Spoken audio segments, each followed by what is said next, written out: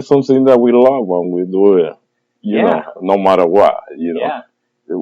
We need the money, but we don't do it for the money. We do it for the love.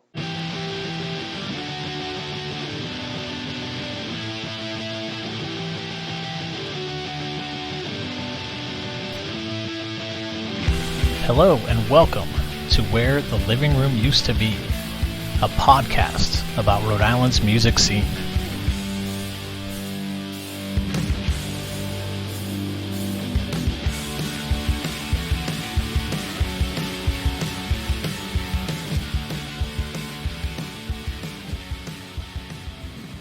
Hey everyone, it's James.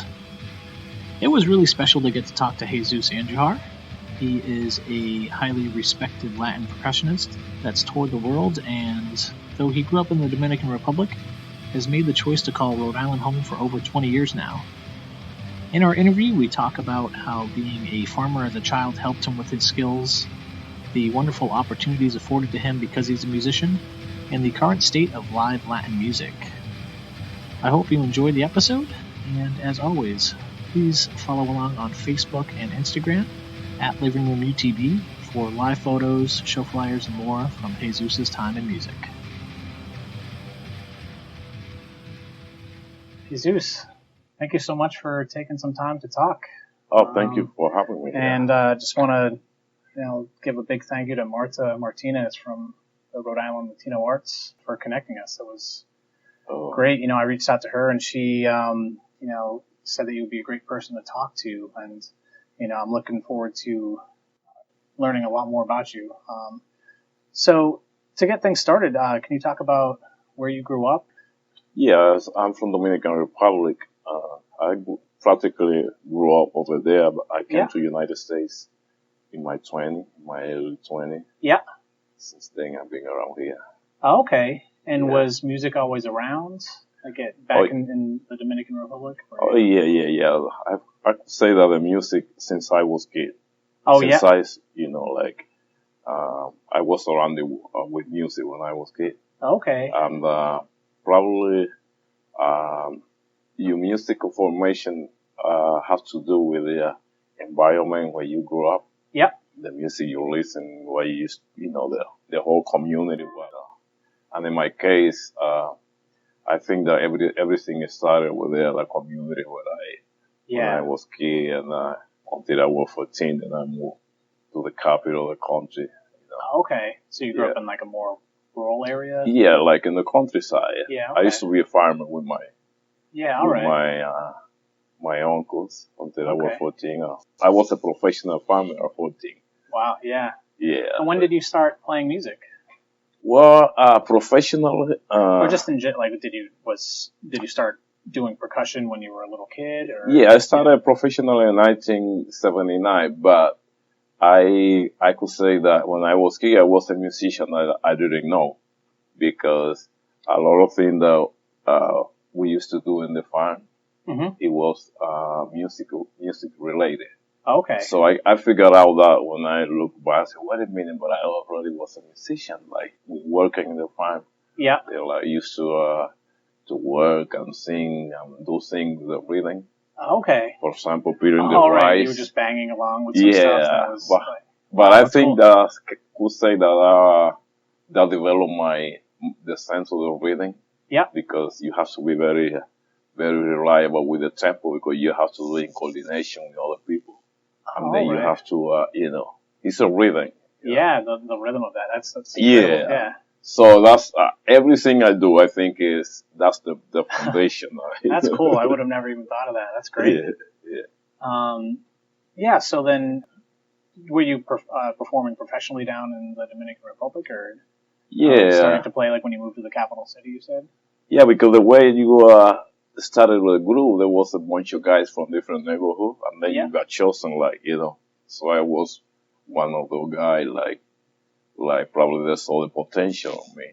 And, they took me very young for the neighborhood to a professional group, So I started like that. Yeah. And what kind of music were you playing?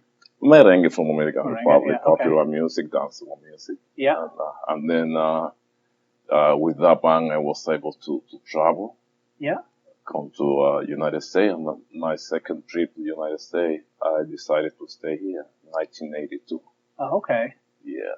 And where did you stay when you came to the United States? Did you move to Rhode Island or was it? No, to New York. New York. Okay. Yeah, I moved to New York. Well, it was a huge change for me, like, Yeah. the adjustment to like a big city, Yeah. it was. One of the largest, Yeah, it was in the like world, a very challenge for me, like to decide I'm gonna stay with no family in New York. Yeah. And you did that to play yeah. music? So I say that was a very good decision at that time Mm-hmm. when I took that decision, because right away I started playing with like group from the rocker group in New York. Okay. And then 2 years later, I joined to a group that was very popular. We traveled for 20 years. What group is that? It's called La Gran Manzana from New York. Okay. And there was a few group today there's like classical group from the 80s that became popular, and we were able to travel to Europe, to the United States, to a lot of places. Yeah. So it's a good experience. That's great. Yeah.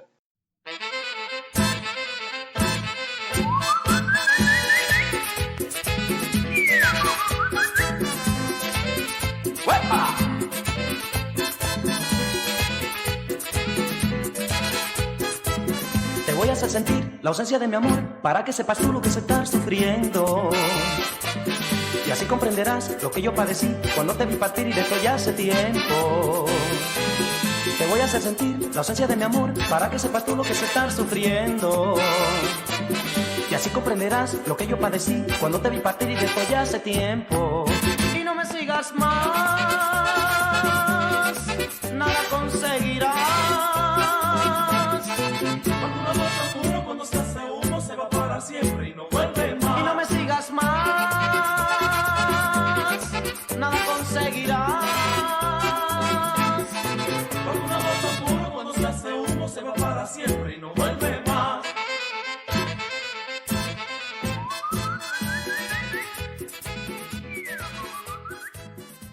How did you end up in Rhode Island then? What brought you up here? To Rhode Island, I used to come over here, play and come back to New York, but I never thought that I was going to live around here. Oh, okay. In 1998, from New York, I moved to Puerto Rico and I stayed there for about 6 years. Yeah. And then from Puerto Rico, I came back to New York, but when I came back, I already had a family. Yeah. Wife with 2 kids. And she didn't like it too much in New York. So we decided to check it out over here in Rhode Island. Oh, okay. Come one weekend and we stay. And now I love this area. I've been here for 20 years. Oh, that's excellent. Yeah. Can you talk a little bit more about the styles of music that you play? Well, in the Dominican Republic, we pretty much grew up listening to music from everywhere. Okay. And at the time when I started the music, the band used to play variety music, like, not only merengue, it was like guaracha from Cuba, danzón, cumbia, merengue, all kind of a mix. So we needed to have like a little bit of understanding of foundation on every rhythm. Yeah. And it was something that fascinated me. So when I moved to New York, then I wanted to know more about the music in general, about my music. And I was very curious about like international music. Okay. So I started like learning music from everywhere, from Cuba, from Colombia, from Puerto Rico, from here, from the States. Yeah. Yeah. And, at the end is a lot of relation between music, but it's like a language for everyone. Of course. Mm-hmm. And what instruments do you play? Like I'm a percussionist because the way I started playing, like I said, was like not a conventional instrument, but how I call it. Yeah. It was like making music with anything. Yeah. Okay. And the table, not yet. We didn't have money for buy instrument, So, and not only me, because in my family, all my family, brothers and sisters, like 6 musicians in the family. we all play music, and Okay. everybody became professional, and Wow. was able to play in different bands and travel. Yeah. Yeah, so it's a musical family. That's awesome. Yeah. So Yeah, it just yeah, runs in the it's in the blood, so to say, right? Yeah. And now my nephew. One of my nephews is also a musician, and Okay. another one also is a songwriter. Oh, that's awesome. Yeah. You're the music director of Grupo Sazón. Yeah. Well, Grupo Sazón was, probably every musician would like to have a band or be Yeah. part of the interesting project, but it was curious because when I started, I didn't have that kind of plan. Of like how to direct the entire band. You were just. It was that I got called for a gig. Listen, can you do a gig? What kind of song is this? You know, is it like? Yeah, and I went and played that gig. Since that time, people started calling me like, "Oh, I like the music," referring me. Yeah. And then it being around since 2003, like playing on a festival, nightclub, all kind of occasions around here. Yeah. Yeah. Yeah. So how would you describe the music that you're directing? Are you still pulling from all of those different influences? Well, it's like a goal for me, but it's nice to do because it's kind of difficult to find all the guys with the same mentality, like the same that have the flexibility to switch from different style. Yeah. But still, I can play. When in my show, I can play music, a little bit of Latin jazz, salsa, a little bit of merengue for the Caribbean. And where have you performed around Rhode Island? Well, all around the place around here, like the festival, like many times in Waterfire. Okay. Yeah, I play for many years. I've been playing the Burnside Park music area. Okay. Yeah, all nightclubs. Yeah. But where would you describe a lot of Latin music is performed, and like where do people go and see a lot of that particular style of music? Well, for many years being around here, like moving men in salsa. Yeah. There's a lot of different groups that get together, and they got like that kind of salsa movie. And there's different clubs around here that they go. They go dance over here in Central Falls. They're doing a festival every year. Oh yeah. The one on the bridge that we talked about? Yeah. And in the summer also, like, the mayor do like a big festival. Yeah, mayor. They bring Salsa nights on the Roosevelt Avenue Bridge. Yeah, that's like outdoor festival dancing on top of the Blackstone River, food trucks. That's really cool. Yeah. So it's a cool play for music around here, Yeah. I wish it were more music around here, like, more. Like more bands? Or more live music, but it's dying a little bit, I think. Oh, it is? Yeah, okay. it is. Can you talk more about that? Like you've noticed that change over the 20 years that you've been here, or just the time you've been playing? Yeah, I think it's probably the culture has changed a little bit. Like, people got used to dance with DJ, and they probably, if there's a live band, they enjoy. Yeah. But it doesn't have to be like that. You can have a good time, like a blast, and just a DJ, Oh, okay. People got used to that. Yeah, so they're not necessarily going to see live music as much as they're just going to dance clubs. Yeah, and I think this is because it's a business too, so club owners say they're going to make the money. Yeah. Not taking live music, Okay. Yeah, so I think that part has affected a little bit the live music. Yeah. Yeah. I know that the salsa nights that Mayor Dios puts on is very popular. Like, when you do play it, is it are the shows well attended? Like, is there a big audience for the type of music that you're playing? Yeah. It's so those festivals and people enjoy it, you know. Okay. But I'm talking more about like nightclubs. That's the places that people go every. Yeah, I saw that. I mean, you played at a place called Platforms. Do you play there a lot? Or? Yeah, but right now it's nothing happening. It's just a DJ. I mean, you know. All right. Well, Platforms. Higher. Yeah, there used to be another club in downtown, one that used to be the Black Red. What was that? Roots? Was it? Afterward Roots, and then Aurora. Was the Black Red and Aurora? Aurora. This up here too is no longer around. Yeah. Oh, so you played at Aurora a lot then? Yeah, a lot of time. Yeah. Cool. That was another place that was good for go dancing and live music. Excellent place. Yeah. I mix it. Yeah. Yeah. So it's been a little bit of change. Yeah.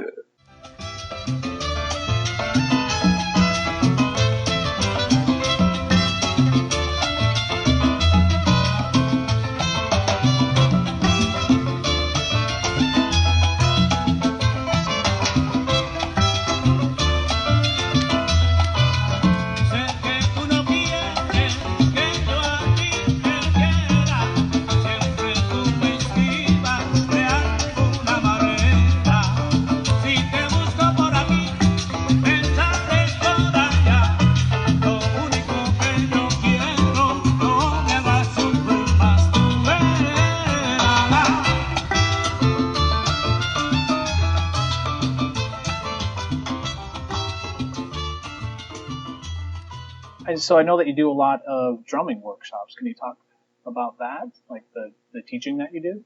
Yeah, I've been different after school program. Okay. Yeah, private class. Also, I play for dance class. You know. Oh, okay. Yeah. Where do you do that? Right now I'm doing the Trinity Theater through Brown University. Yeah. Yeah. That's great. I used to play for a few years at Connecticut College for a few dance classes. Oh, awesome. Yeah. So what do your classes involve? I'm sure it varies depending on the level of skill, but do you...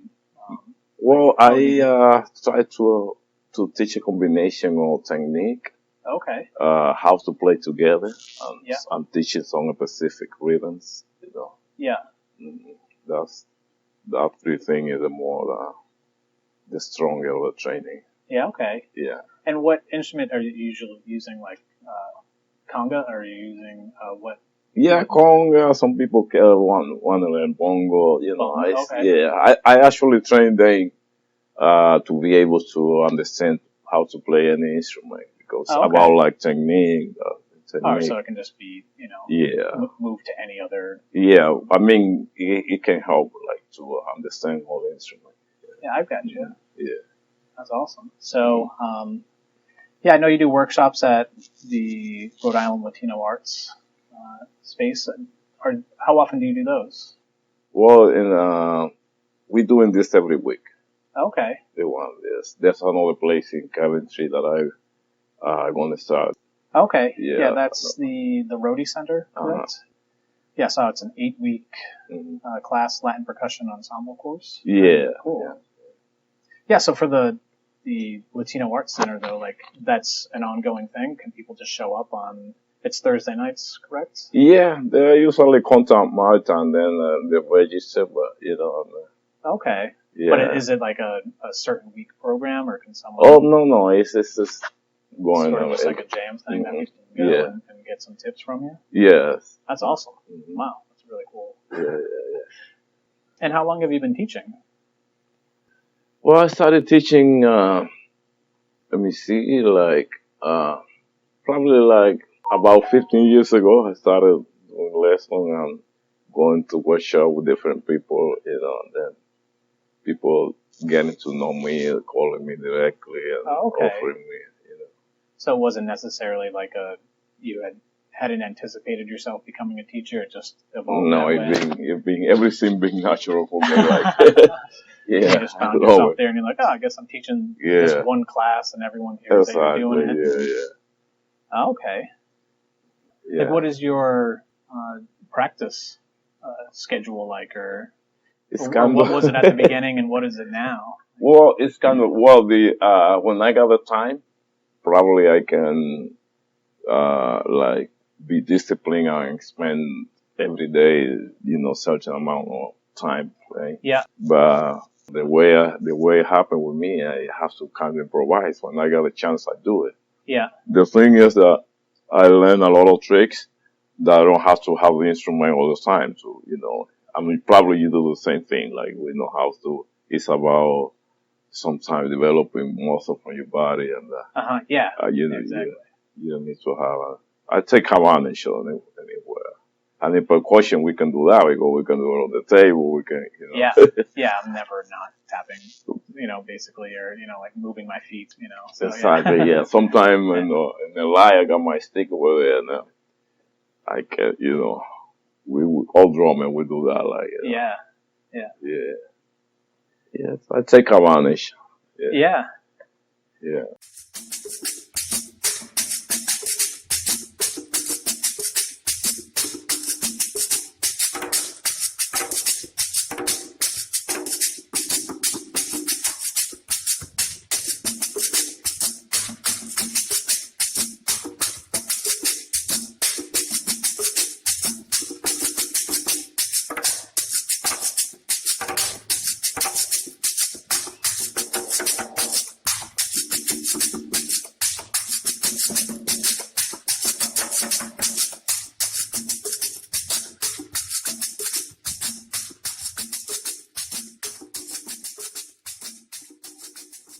Have you recorded at any studios here in Rhode Island? Yeah, a few studios. Different studio. Don't remember the names, but yeah. Okay. Where were they in Providence? Were they? There's one over here in Pawtucket. There's used to be a Cuban guy that he moved from here. That he for many years around here in Central Florida. He has a studio and I used to do a lot of work with him. Yeah, everything like music Caribbean. Was it your own group though, or were you just sitting in kind of? Well, he used to do production for different people, and then we won the percussion session. Okay. But yes, I have a demo that I recorded for, because sometimes people want to hear the kind of music that I want to play, and that's what I used to send them to listen. Yeah. Mm-hmm. Well, yeah. I mean, the stuff I've heard of you playing, you're an amazing percussionist. Like you're just like I don't think I told you, but I play drums as well. Oh, awesome! Yeah. I play drum set, but it's just Yeah. You're very, very good. When I was in New York, I got into the drum set, but then I never really got like. Did you play with anyone or? No, but I know what's going on, and I went to drummer collective, and I got a very good teacher, and I was fascinated by drum. I was like practicing 10 hours a day. Oh, really? Yeah, I got a lot of understanding for the technique, and Yeah. But as you know, it's a physical thing. You have to be practicing absolutely. and have the space. It's like every muscle in your body. Exactly. Yeah. But I love it, man. That's cool. Yeah, I'd love to hear you play sometimes. Yeah. Well, who are you playing with now? Like, who are some other musicians in Rhode Island that you're playing with? Well, a few years ago, I was doing a lot of freelancing, playing with different people, but now I got a business, and I'm investing a little bit of my time, and instead of playing less now. Yeah. Okay.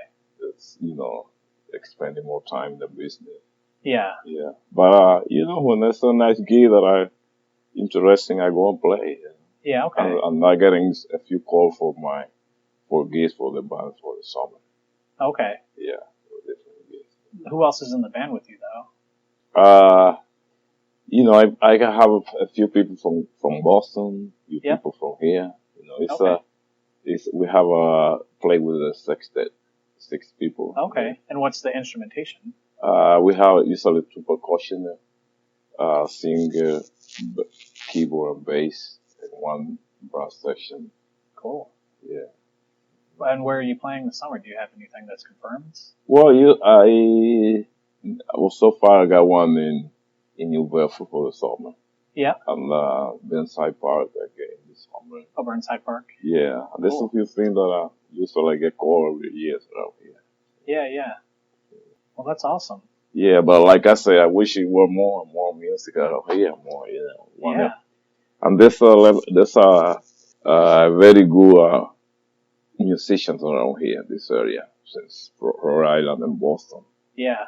Yeah, very good. I mean, do you think it's because there's not enough, or the venues aren't there for the music, or I mean, is it like strictly the DJ thing, or is it? Well, it's just a combination of a lot of things. Economy, venue, DJ, Yeah. and people probably, if you cannot make on the music, like pay your rent, then you have to. Yeah. You have to work. You have to do something now. So there's not enough time to Exactly. Yeah. to play, basically. Yeah. But it's something that we love when we do it. You know, no matter what. Yeah. We need the money, but we don't do it for the money. We do it for the love. Yeah, I mean, I can kind of gather that from what you're doing, like who you're teaching, and exactly.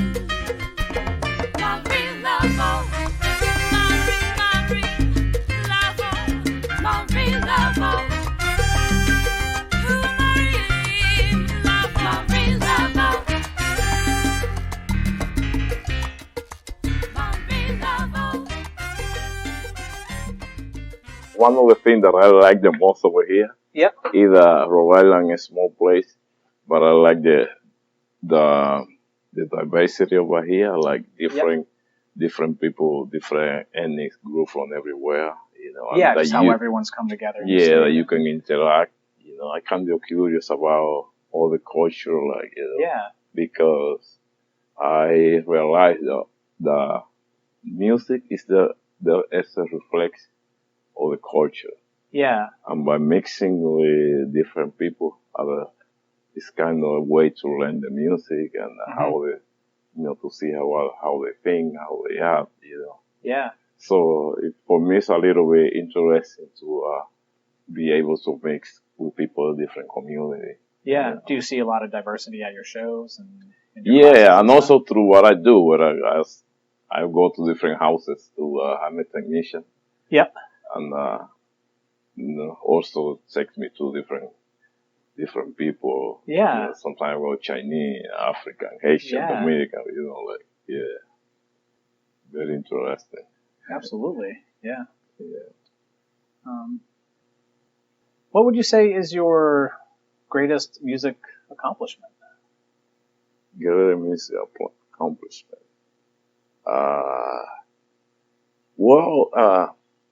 When I was in New York, also one thing that I do, I became like a top recording musician. Used to record with a lot of all the merengue production. Like who? In New York, all the even famous people that I was connected with a few producers. Yeah. And I was all the time in different studios recording music for them. Yeah. And I got a chance to record with people like Eddie Palmieri. Oh yeah. Yeah, New York. A few times I was in the session for the soundtrack movie that became famous. What movie was it? Like My Blue Heaven. Oh, okay. Yeah, that's a movie with Steve Martin and Ricky Moranis. Yeah. I record percussion. What did you do? Were you like on a single song, or were you doing? No, it was actually 3 songs. Oh, okay. We recorded 3 songs for the movie. That's really awesome. I didn't watch the movie, but a few years ago I watched the movie, and it was fun. It was a fun movie too, you know. Yeah. I just played the music, but I didn't know. You didn't know where it was going to end up necessarily. No, but when I watched it, it was very nice, very cool. You know, kind of for me. Yeah. Yeah. That's great. So I interaction with very good musician, you know. Thanks God, like, you know, was able to my friend we work on it, you know. Yeah. And that was like a very good environment for me for learning from. Yeah. And inspiring me. Okay. You know, like high level people, you know. Yeah. Well, that's excellent. Yeah. Thank you so much. You're welcome.